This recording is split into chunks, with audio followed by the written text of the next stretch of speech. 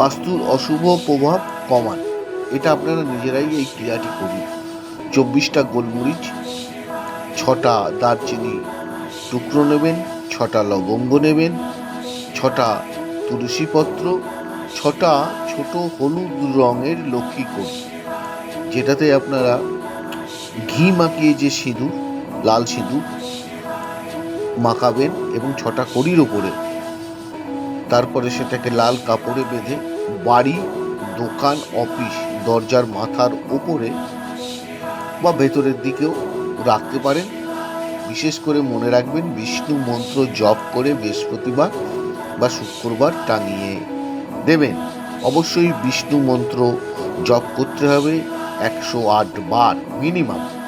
ওম শ্রী বিষ্ণু নমঃ, ওম শ্রী বিষ্ণু নমঃ এইরকম বলে 108 বার করবেন এবং অনেকটা অশুভ প্রভাব কাটবে। বাকিটা আপনার হরোস্কোপ, বাস্তুশাস্ত্রের বিচার করা প্রয়োজন আছে।